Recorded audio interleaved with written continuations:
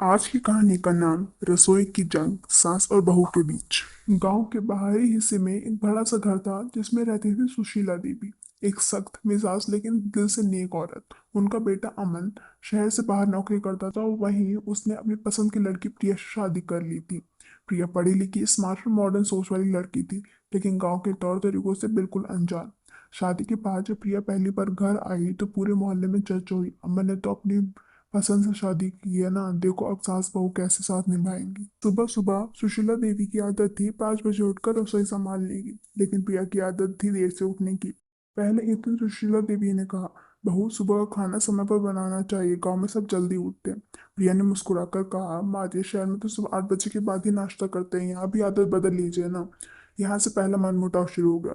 सुशीला देवी को लगा कि बहू उनकी बात नहीं मान रही है, जबकि प्रिया को लगा उसके साथ उसके लिए बहुत सारी पाबंदियां लगा रही हैं। पड़ोस की कमला चाची को तो जैसे मौका मिल गया। एक दिन उन्होंने कहा सुशीला देवी से, अरे सुशीला, आजकल की लड़कियों तो सिर्फ फोन चलाने में लगी रहती हैं, घर का काम करने में तो मन ही नहीं लगता। सुशीला देवी के कान में ये बात बैठ गई। अब हर समय उन्हें यही लगता कि प्रिया जानबूझकर काम से बचती है। एक दिन बात इतनी बढ़ गई कि रसोई में भी लड़ाई छिड़ गई। सुशीला देवी ने कहा, आज से मैं खाना बनाऊंगी, तुम बस अपने कमरे में रहो। प्रिया तुनकर बोली, ठीक है, मुझे भी कोई शौक नहीं है यहाँ अपना समय बर्बाद करने का। लेकिन शाम का जब अमन घर आया और उसे पता चला कि माँ और पत्नी दिन भर बात नहीं कर रहे, तो वह भी परेशान रहने लगा। प्रिया समझ गई कि उसे इस बार सास का दिल जीतना है, तो सीधे टकराने से कुछ नहीं होगा। उसने चुपचाप उनकी पसंदीदा और आरती समझने शुरू कर दी। एक दिन उसके बिना बताए सुबह 5 बजे उठकर सुशीला देवी को उनके मनपसंद के आलू के पराठे और चाय बना दी।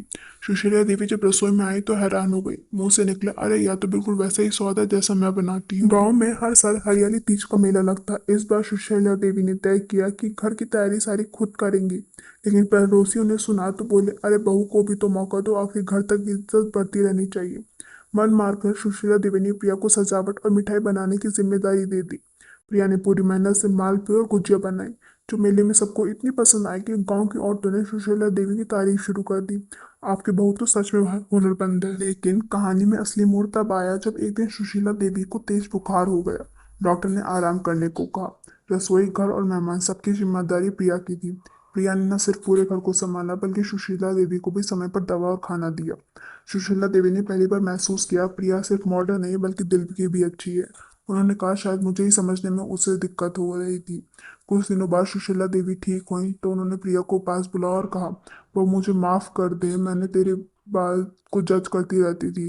प्रिया के भी आंखों में आंसू आ गए, माँ जी मुझे भी ऐसे बहस नहीं करनी चाहिए थी। समय के साथ इन दोनों का रिश्ता इतना गहरा हो गया कि गांव में लोग सब मिसाल देने लगे, जो सुशीला और प्रिया जैसी सास बहू हर घर में हो।